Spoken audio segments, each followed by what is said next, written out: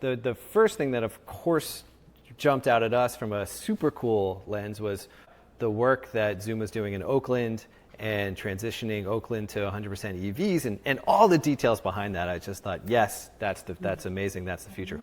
Yeah, so almost a decade back, I was working at eBay, building large-scale marketplace products and managing that. But in my personal life, I was facing this challenge. My little one transitioned to preschool, and how do you pick up and drop off your children while you're still at work, make it happen safely, reliably, and sustainably? That led to the curiosity, that led to frustration. Here I am, sitting in Silicon Valley, seeing everything around me getting transformed using technology. But when it comes to this area, nothing has changed. Student transportation has not changed in 80 years. Kids pretty much commute the same way you and I did, or our grandparents did. While in personal life, they can track their pizza, they can track their packages, but they don't know where their kids are once they go in the morning or when are they coming back. There are 500,000 school buses on the road, but less than 2% of them are electrified. So it's very highly polluting and bad for the health of children, bad for the health of climate. And because of that conviction, we started a solution with two theses in mind. First, we would transform this area using technology and digitization, bringing peace of mind, bringing transformational efficiencies to the districts, to the parents. And second, using electrification, we would bring sustainability and clean transportation to the communities every single day. I'd like to talk about the experience that you had working with the Oakland School District, getting to the point of 100% EV deployment, because there were some things in there, as I've heard you talk about, that winning that business were just really fascinating to me. So can you take us back and you kind of talk about, your kind of business development process, working with Oakland, the school district there, like how that came about? When Zoom comes in, we take care of establishing the infrastructure. We are vertically integrated. We hire the drivers. We essentially manage the yard. We deploy the technology to make sure all the student information, all the routes are designed in the right fashion. And in our case, we also had the vision. These electric school buses are actually the largest battery on wheels. They are 4 to 6 times Tesla battery, and they are a very unique asset where they have a very predictable local commute pattern.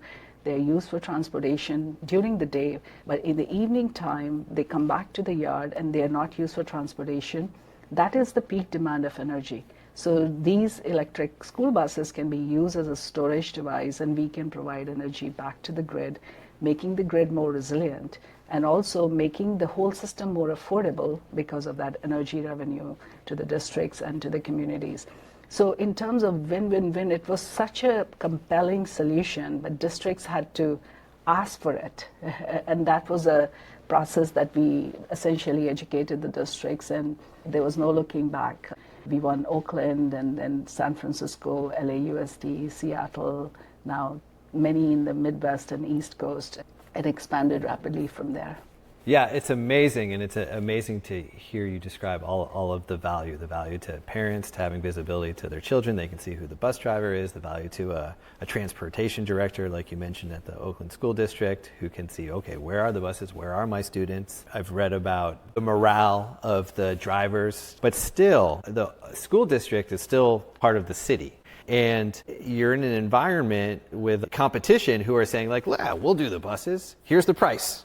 And the traditional RFP, as I understand, has said, like, what's the price? It doesn't have all these other value adds that Zoom is offering about everything you just said, sustainability, transparency, higher quality of service. Like, that wasn't in the original RFP that at first you would have had to compete on. There was some shift where districts had to say, yeah, we're willing to actually go outside of our bureaucratic norms and align our RFP process with the kind of value that Zoom offers.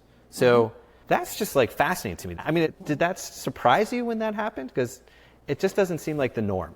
That is a quality of disruption. First of all, the pain point has to be big, and you have to have early adopters who are also feeling that pain point, imagining that there would be a solution, and then comes along a provider like Zoom.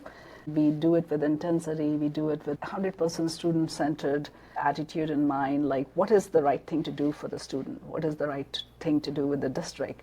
Because of which, I would have to say, looking back, things look easy.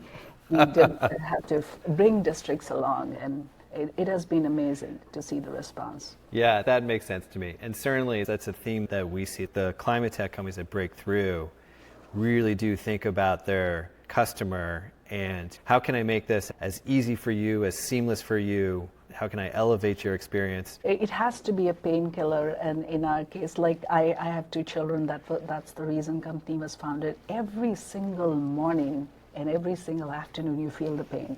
If that system doesn't work, nothing else works. And I have to say the first act of this is very critical to sustainability because we are optimizing the routes. We are making them more optimal. We are reducing the number of assets. For example, in Oakland, they were using somewhere around 136 buses. We reduce it to like 74 buses. So that's the kind of reduction we can bring. In San Francisco, there were 236 buses. They started using 196 buses. And the reason we can do it is because of the technology, and we also improve the utilization of the assets. So all of those things are very critical because when we do the electrification, we want to make sure the system is optimal. I want to switch gears for a minute. I'm curious, like you're in all these school districts. What I don't really fully understand is what's the revenue model? Based on the package, district provides the contract and we take care of everything behind the scenes, whether it's efficiencies, whether it's utilization, whether it's electrification and bringing the new things on. Now, electrification piece is very expensive. Districts are not paying for that infrastructure. Zoom is paying for that infrastructure. And we have worked out a model where we are making it more affordable, like not passing cost to the districts as much by essentially this V2G. That's why having the bidirectional was super critical for us to make use of electric school buses, to give revenue back to this grid, add to the grid resiliency for utilities in peak time, and from that revenue, essentially subsidize the infrastructure for the school districts and make it affordable, make it available at scale.